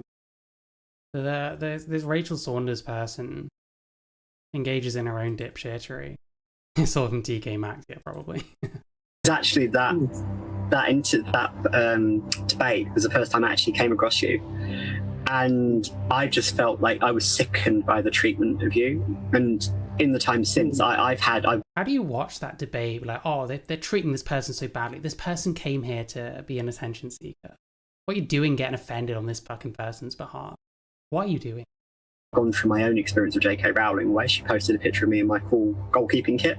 So I'm a hockey goalkeeper. Right. She posted a picture of this person wearing their hockey goalkeeper kit because they play in goal in hockey, and presumably posted a picture of themselves publicly. And then they go on Twitter getting in slap fights with TERF. So then they take that picture that you posted publicly and repost it, being like, "Oh, you look like a man. What are you doing in women's sports and stuff?" Why should I feel sorry for these people? Why should I feel sorry for these utter fucking dipshits? Why should I care that these attention-seeking fucking losers get accosted by other attention-seeking fucking losers on the internet? And they all share each other's like publicly posted things that they can use to be like, "Oh, you look like a man. Oh, well, you look like this. Oh, well, you're doing that." Why should I fucking care? These like Twitter fucking activist types are the most pathetic fucking people alive. I swear to God. And they're all like old. Frida's like fucking 50 something. It's Rachel Saunders, but I don't know how old they are. They look fucking ancient. It's embarrassing. And there's a picture of me doing the rounds with literally the full kit. And every time someone wants to call me, why aren't they on a fucking men's team? Why don't you just play on a fucking men's team? A man or attack my identity, that picture gets posted. Oh, attack my identity by posting a picture of me. Like, cry me a fucking river. Exactly. And it's Haven't you got a job? Do your fucking job. Haven't you got friends? Go hang out with them.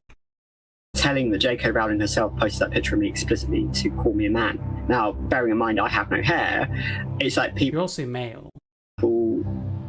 I hate to be the bearer of bad news, but if you're an adult human male, it is in fact reasonable to call you a man. It might feel less reasonable if you actually resemble a woman in any way, but none of these people do, so... I don't know, bro. I've used me and my hockey kit as a way of deconstructing my identity, and seeing you having that same treatment was, I think, is utterly disgusting. And These people are fucking pathetic. I cannot listen to this shit anymore. Fuck yourselves. Shut the fuck up forever. Either be annoying attention seekers and own it, and just be like, yeah, I'm just sticking 2 fingers up to the world, and go about your day. Yeah, you wanna fucking look at me in my fishnets. Fine, do whatever the fuck you want. Just do that. Just be fucking real about it. Stop fucking playing the victim. I hate you all. Fuck me, dude. Anyway, what's next? Alright, we got that. Oh, we never actually looked through the Snopes thing. It's complete nonsense. This is the stupidest fucking controversy ever. If you're like posting this, you're fucking stupid. I fucking care. You're like dumb as shit. You need to read a book or go out and experience something or do literally anything. It's only hot take number 4. Yeah. Maybe the takes are still heating up. Maybe the good ones are yet to come.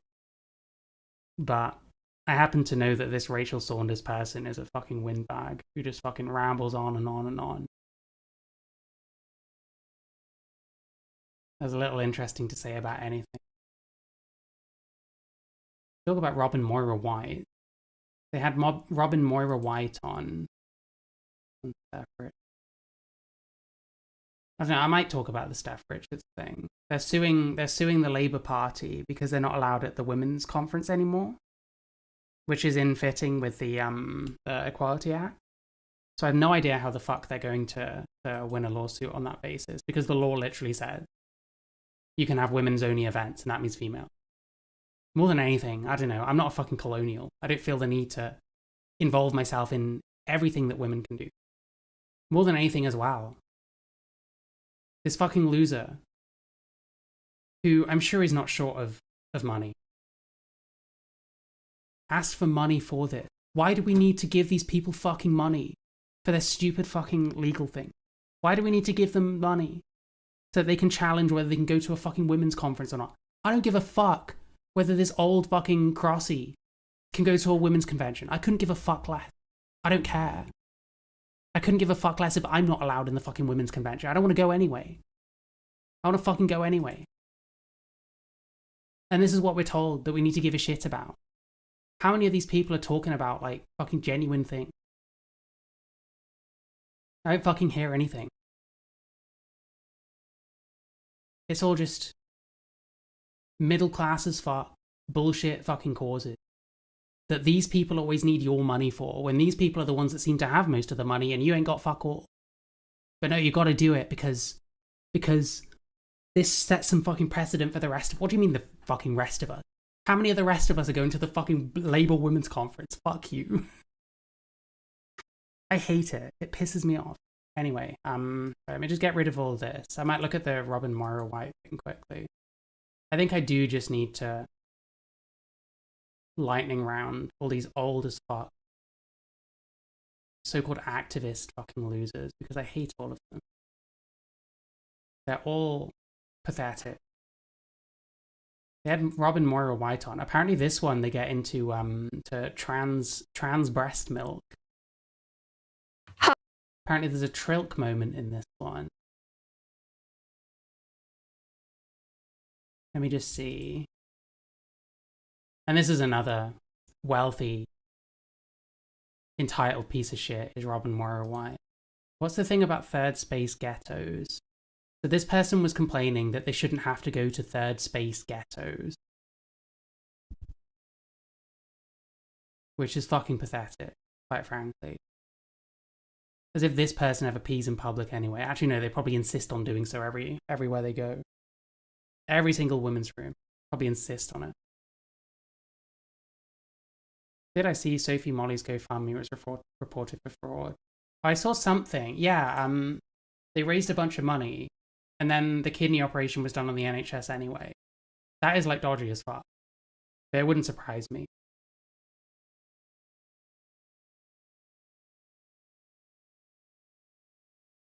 I mean, listen, like Heather, Sophie, Molly, all those people. They're all in the fucking, they're in the crosshairs right now. Like, I actually feel for that other one in the polycule a little bit. Who's talking about like all that dumb shit about Anne Widdecombe actually affected their fucking life. Well, yeah, it probably fucking did. Heather Herbert's more interested in playing fucking radical activist on the internet than caring for the fucking people around her. Fucking loser. Anyway, what was the third space ghettos thing? I really want to find it. I know it's in this because I reacted to it ages ago. Where is it? Okay.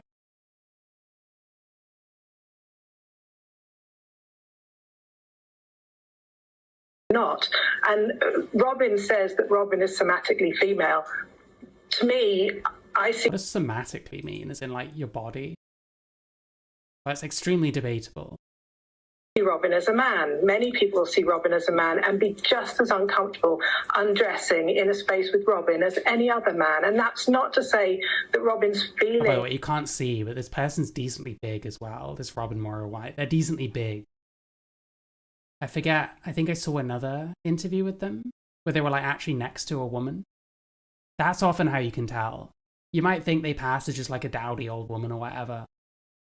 But then you see them next to an actual woman. It's the same thing with me, to be honest. Like, when me and my partner take pictures and stuff, I'm always like self-conscious. I always want to be further back because like I feel like my head looks fucking massive next to hers. I'm just like bigger in general. Like, they look fucking massive. Things of identity are not real. They just don't have a place in a space where women and girls are getting undressed. Robin? If we're going to accommodate trans people in society, then we have to... That voice training. ...accept that what the trans refers to is transition to an altered state and not sending them off to some third space ghetto. This is so fucking bad. I understand. Listen, you transition gender, you want people to see you as a woman for all intents and purposes. It's going to be difficult to do that and then still use the men's room and stuff. It is part of transition. But you also kind of need to compromise with the people whose space you're going into. And if they've got a problem, you probably should actually fucking find some way around it. This is completely unreasonable. Like, I don't know, man. If I need to piss somewhere, I'll just fucking piss. If that means using a third space, I'll use a third space. I just don't give a fuck. Why is this what we're complaining about? Third space ghetto? What are we talking about? Not sending them off to some third space ghetto, which is not part of transition. You can just tell this person has not struggled in their life. This person does not have much to complain about. They're well off. They have a job that pays well. They can do what the fuck they want, pretty much. Am I still using Twitch? I don't stream on Twitch anymore because it's a waste of time. I use Kick and I use YouTube. I don't really get any viewership on Kick either, but like I can do the odd stream on there when I'm doing like copyrighted stuff that I'll just get in trouble with on YouTube. So that's what's happening now. Positioning in society and being accepted as we are. The current equality... Yeah, another old as fuck, out of touch, fucking loser. Trying to be representation, and you don't have a choice. You're a trans person who ain't shit. You don't have a choice. This is your representation. You don't have a fucking choice. Who was it I was arguing with? Someone posting about like stuff to do with pride. If you're LGBT, that is your representation. You don't get a fucking choice about that. Doesn't matter what you think about it. Doesn't matter if you think maybe they should actually do something. So either make them like family friendly or make them adult events that aren't so public. Doesn't matter, it's still your representation. You don't actually get a choice. Because these people have got more resources, they're more powerful than you. You don't get a choice in that. Anyway, apparently they have a Trilk moment on this, so I don't know, let's see if I can find Hi, my name is Rachel Saunders. Welcome to the Lavender and Steel podcast. Today, I have got the great pleasure of talking to Robin Moira-White, who is a leading UK barrister who's dealt with many issues. She's currently with Old Square Chambers, and she has been a long proponent of trans rights and LGBTQI plus rights in general.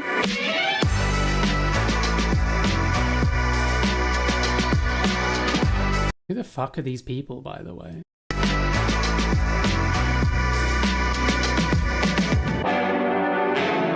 So how would you like to introduce yourself? As hard-working barrister who happens to be trans, which was completely uncontroversial. Well, perhaps not completely uncontroversial, but very much less controversial 15 years ago. And the time since my coming out has... Less controversial 15 years ago. Jeez, I mean, like, 10, 15 years ago, I wasn't strictly trans 15 to 10 years ago. But I was certainly not, like, a normal fucking dude or whatever. I feel like I got way more shit back then than I do now. No one gives a fuck anymore. Anyway. Marked the rather change in attitudes to trans people and the way in which they're used as a football by elements of the political spectrum and the media. Yeah, the last 15 years seems to have flown by, but also it's that strange paper talks about pregnancy, but he doesn't talk about maternity. Because in the HRC guidance, the current guidance that's before Parliament at the moment, steps beyond the Equality Act 2010. And in the Equality Act, maternity protection is only available if you have been pregnant and given birth to a child. Whereas under the HRC guidance, it extends maternity protection to anyone who potentially breastfeeds. And under that guidance, because trans women can potentially breastfeed, they potentially can gain protection under the pregnancy maternity protected characteristic. And it's stuff like that, whereas as soon as you start breaking it down and deconstructing it, that... Yes, if only they could do things like make exceptions for male people that can also breastfeed. Would need to be tested at court. But I think you could end up with a trans woman who has breastfed her child. This is what all these podcasts do. It's all just like fucking nitpicking fucking laws, like blabbering on about this shit, and it doesn't ever affect anything. It doesn't ever change anything. And no one fucking watches. So is this person, this translucent thing, are they like part of this? Rainbow hospitality. Because a lot of these people, like, they have these podcasts and stuff, but they don't have any real viewership. Like, they are prominent for like other reasons. Why would you platform this misogynist pervert? Oof. Oof.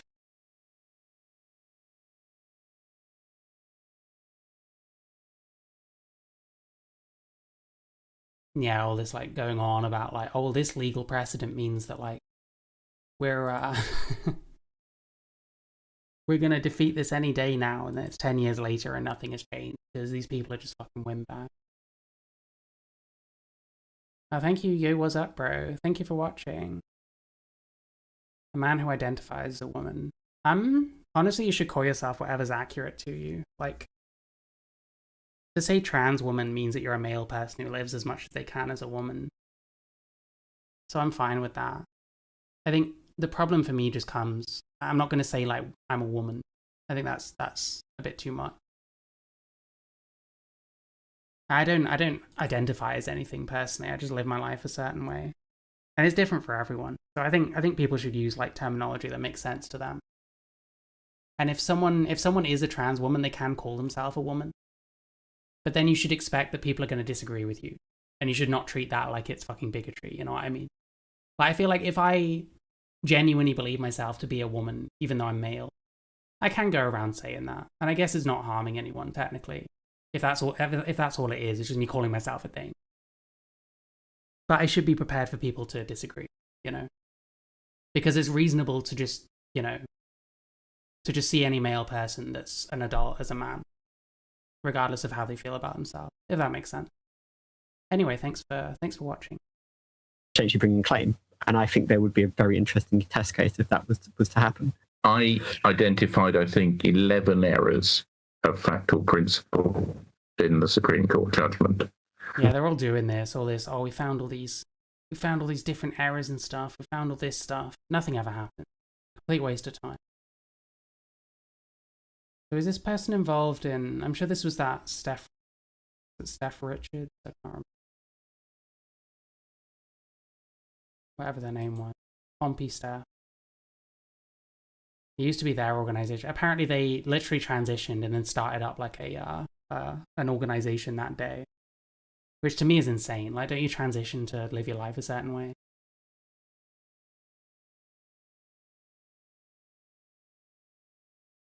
Ooh. Cast review team. Bro, you're a bit late for that. Still talking about a fucking cast review. Fucking Hillary Cass is on board with the puberty blockers trial. She ain't the fucking enemy. Oh, so Steph Richards, yeah. I think she's a founder and not with them anymore. Stephen Whittle, another deranged moron on fucking Twitter. Robin Moira White, that's this person here. I don't know. This shit eventually. Katie Neves, here we go. Fucking Katie Neves. I suppose I'm risking the most retarded fucking corner of YouTube coming after me again if I keep talking about Katie Neves. But fuck Katie Neves, man. These people, British Diversity Awards Hero of the Year. Bougie fucking bullshit, okay? This person is like fucking corporation approved. If you're a fucking leftist, why the fuck are you supporting people like this? Fuck you. Pathetic. But yeah, I don't know, listen. I better be nice about Katie Neves because retards like fucking Lucy Hayes and whatever the fucking ICO rules and shit will fucking come crying at me again. Utter bunch of fucking weapons. Anyway, yeah, these organizations, this shit is gonna have to get fucking old eventually. Eventually, you're gonna get to a kind of generation of trans people, I think, who are gonna look at this kind of stuff and just see it as embarrassing fucking nonsense that doesn't help anything and is just a fucking circle jerk. Getting in on the National Diversity Awards winner. Like, National Diversity Awards 2022 winner. What does that do for it? What does that do for anyone? Who's that fucking helping? Who are you getting HRT through swanning around at fucking awards? Who are you fucking helping eat because they're trans and they can't get a fucking job or whatever? Swanning around at fucking awards. Eventually, more people are going to see it my way, I think. That this is just vain fucking bullshit from people who want attention and who want people to feel sorry for them. When none of the, like, you don't need to feel sorry for any of the fucking people. Lord Cashman. Well, alright, man. Okay.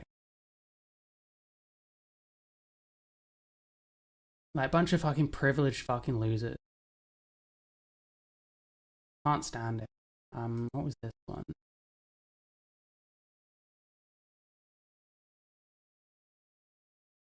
Response to the EHRC guidance. I bet this is fascinating.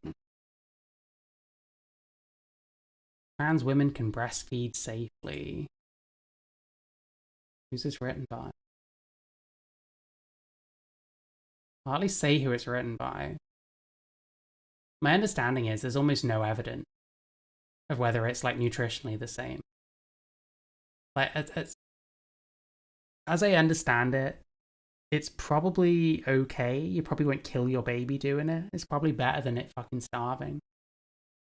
But I don't think we have strong evidence for this. And it's so niche. Like, in very few circumstances would a trans woman need to breastfeed a baby anyway.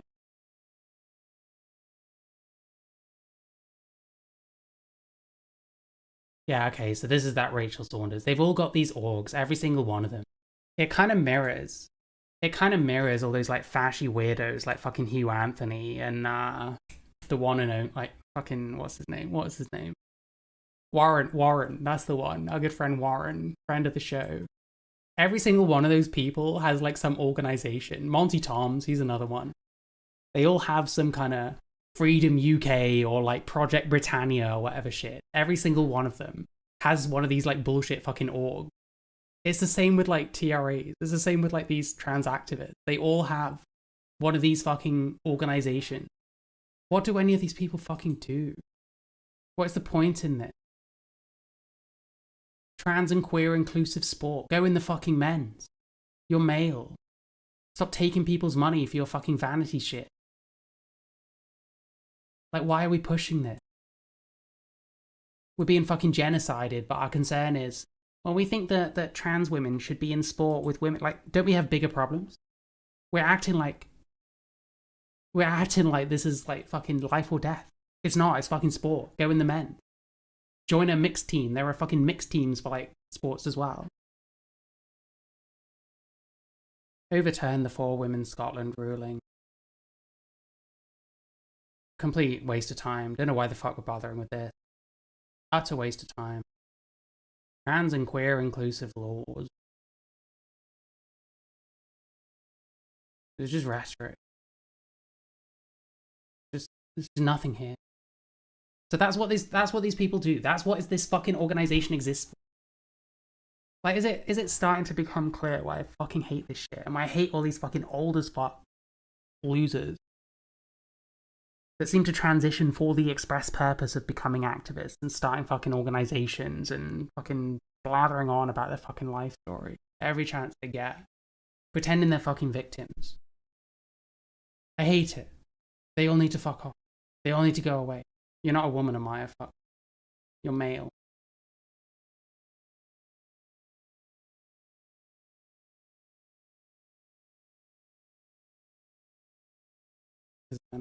Oh, we looked at this already.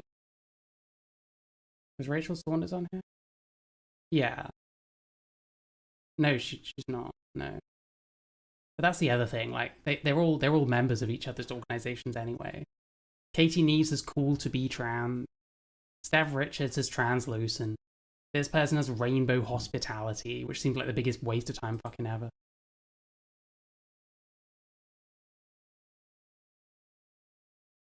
We've got this going on, waste of time. Wasn't that, what's that fucking person's name? That's another person. I need to just find the best angle for each one of these people. And just make a whole thing, just shitting on as many of them as quickly as I can. This is what trans activism in 2026 is like. This is what it's like. This is what we do. This person, this is another one. This is another one. This person is extremely, extremely corporation approved. Joanna Lockwood. They were complaining about the trans girl guiding thing. I have a video about that. More luxury belief bullshit. More ridiculous fucking. Like they're always going on about these things that just don't fucking matter. And it's never, you know, like, when do these people talk about like the cost of living and shit like that? Wait, is this the same person? I think so.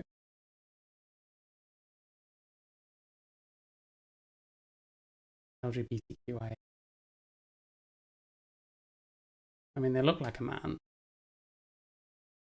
There's 2 of these people, and I'm very confused. Yeah, there's another person. Rich as fuck. Corporation approved. Goes around fucking businesses, telling them how to be more inclusive, which usually just means them fucking going on about their life story, telling them about how they stole their sister's knickers and all that kind of shit. I've completely forgotten what I was looking for. Oh, it was it Victoria Derbyshire?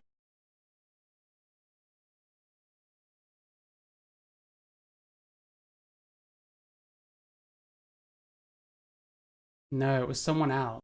Who's the one that's suing? Who's going through the ECHR? Fuck, what's her name?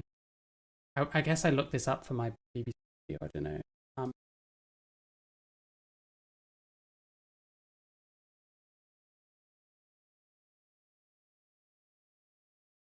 Fuck. What was her name? What was her name? Victoria McLeod, that's the one.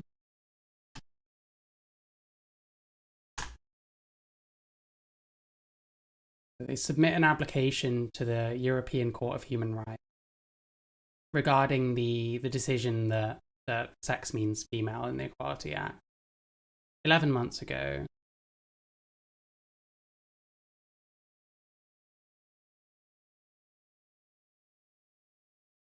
Yeah, the other thing is, I really need an excuse to bring up that fucking philosophy tube speech they did at London Pride in like 2022 and show how clearly it evidences that they are like full of shit. They push all like the ACAB shit over a whole thing they didn't even understand, because it was the Sarah Everard thing where the vigil was hijacked, and that's why the police got involved, because it was fucking hijacked. But then spun it into, oh, police abusing women, you know, ACAB. And then like not less than a year later, they're on fucking Ash Sarkar, who's going to be extremely what's the word? Receptive to their like lefty kind of trans shit. And Ash Sarkar asked fucking Philosophy Tube about politics and shit. Like, oh, I don't know, I don't talk about that. I'm an actress. And like nowadays they're like fucking going around both siding like Israel Palestine and stuff. It's like that person is the biggest fucking phony. So I need an excuse to get that in there as well. It's mostly like old people that I'm going after at the moment, but not always.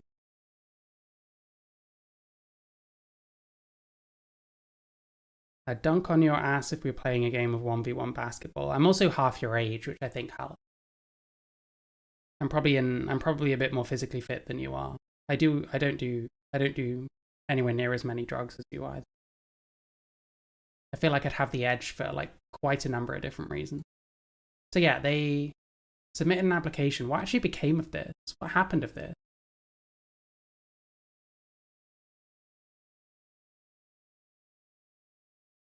Wait, what did Good Law Project do over?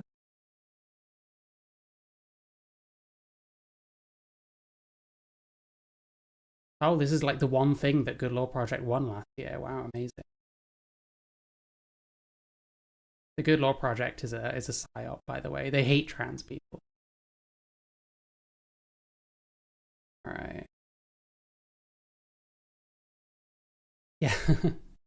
She is being represented by the country's first non-binary barrister, Oscar Davies. You're a man. You're just a man. You're just a dude. You're just a fucking man. You're a gay man. You ain't exceptional. I'll invent a label for myself. And then I'll be like, well, I'm the first person to ever be that. You ain't nothing. You ain't nothing. You're bullshit. Shut the fuck up. I hate him. That Oscar Davies person is one of the ones that was pushing the fucking Lemkin Institute bullshit. AKA someone working for the Lemkin Institute, which claims to be some kind of group that has expertise in genocide, wrote an incredibly poorly written, poorly evidenced article about a threat of genocide to trans people in the UK. And this Oscar Davies dipshit is like fucking amplifying it. And then fucking Helen Weberly is amplifying that. You don't think that I'm more fit than you, but I'm like half your age. I know. I think you're talking bullshit again, but fair enough. I'm used to it from you, so I don't hold it against you. And the country's first black trans lawyers, all this like identity shit. Who cares? Who fucking cares? Wow. Oh, that person's black and trans. Wow, amazing. Well done on your insane achievement of being a certain skin color and deciding you want to chop your dick off. Incredible. Where trans voices were excluded from the Supreme Court. In contrast, Victoria's case is being led by an all-trans non-binary team. Amazing. How's it going? Haven't heard anything in like a fucking year. Like, what's even happening here? I can't see anything recently. This is almost a year ago. So has anything come of this? Does it normally take this long?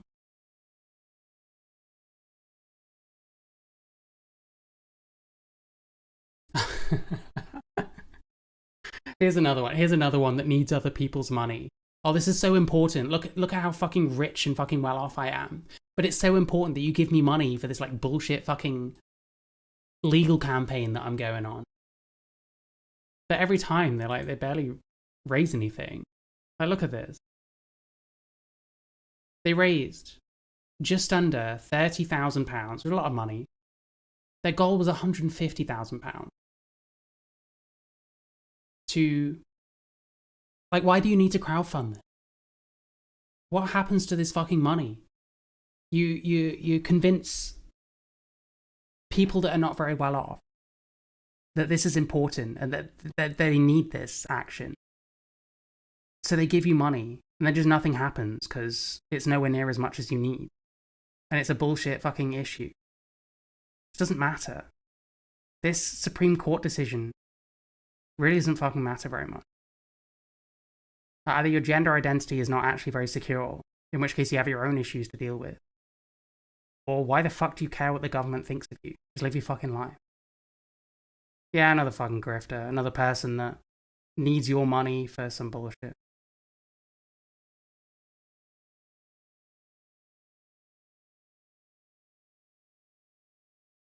No, they don't live in a castle. Well, they might do, I don't know.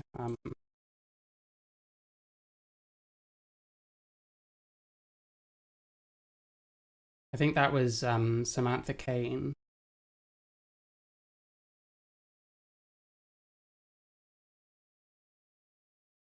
Although there's a...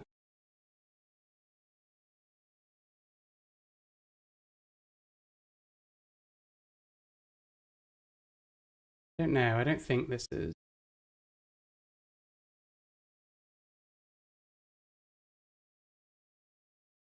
No, I'm pretty sure that's Samantha Kane. Another utter fruitcake. If you're rich and trans, you're probably a complete fucking fruitcake, let's be honest. And then you get to speak for the rest of us when we don't want you to. And then when you challenge them, you get called a pick-me by people that are dealing with some kind of Stockholm syndrome or something, I don't know. Like eventually people are going to look at these people and be like, why aren't you stopping anything then? If so many bad things are happening to us constantly, how come it's happening with you at the helm? Why aren't you fucking doing anything? A waste of time. Sorry, it's like loud as fuck in the other room. I can't fucking concentrate. I'm gonna have to stop soon probably. If I go through there, I'll get fucking bitched.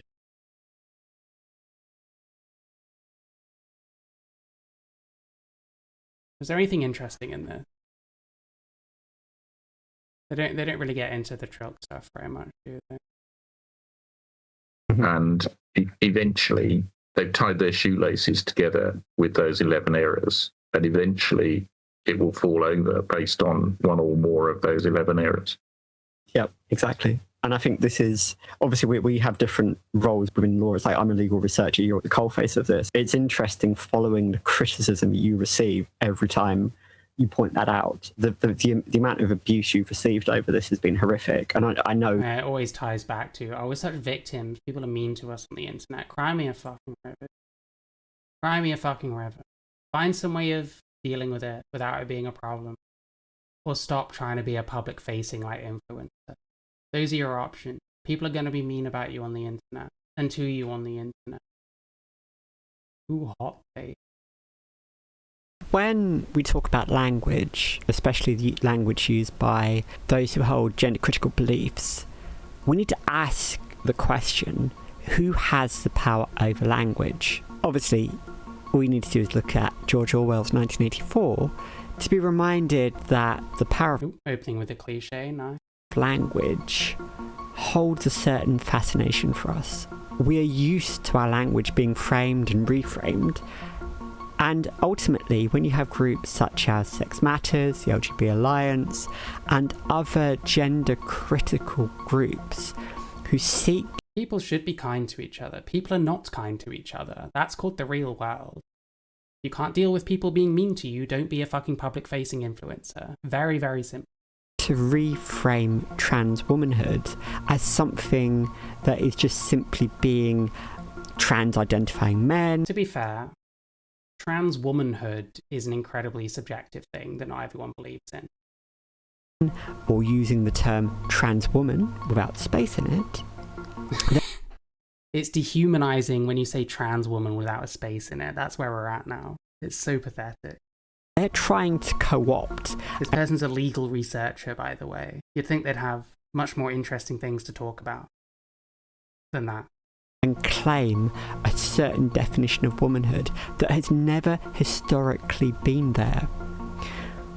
You only need to look at the morass of social media, such as on X or Facebook or certain sections of Reddit, to see just how incipient this language has actually become. And at its core is this Catholic natural law philosophy, as exemplified by people like Michael Foran, which seeks to reduce women down to their core component parts, namely natality, this idea that all a woman is her gametes. You only need to look at J.K. Rowling's social media output to see just how pernicious. J.K. Rowling's social media, it just always comes back. Just fucking leave it at this point. No one cares about fucking J.K. Rowling. She's never been more ignorable.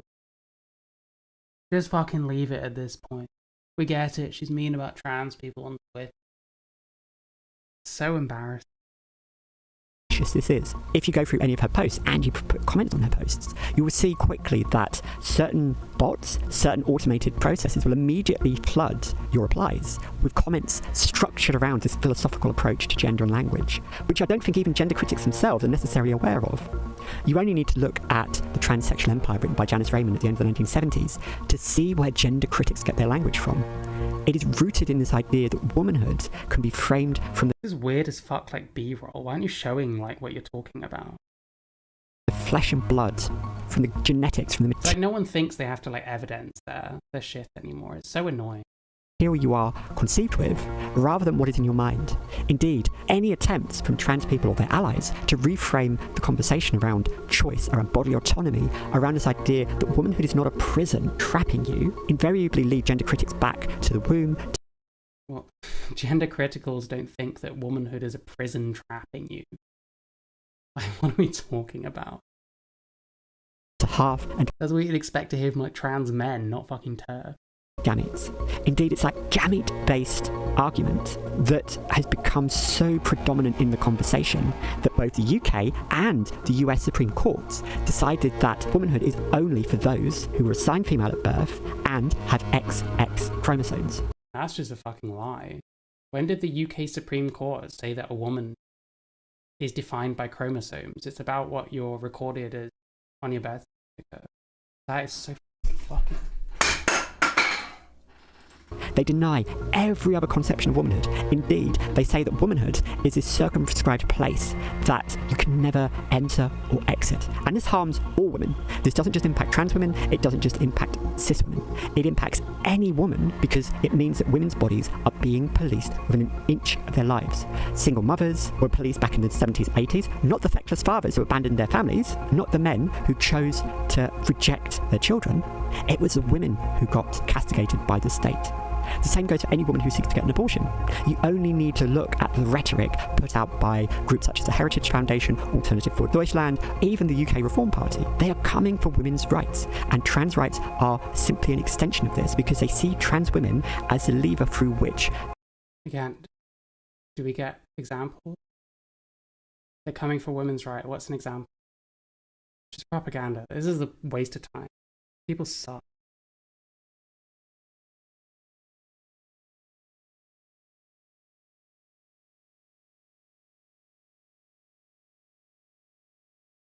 I'm probably going to have to stop soon. I can't concentrate. There's a fucking noise from next door. And if I go out there, it'll be like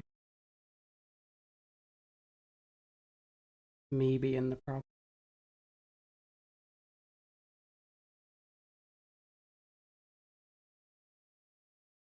What else was I doing? I can't even remember.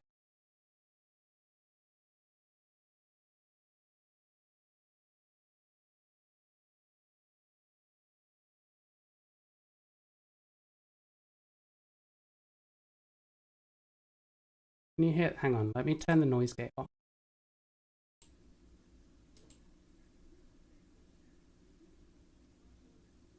It's not necessary.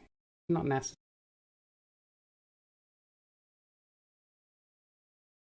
You don't want to be in prison. Why would you go to prison?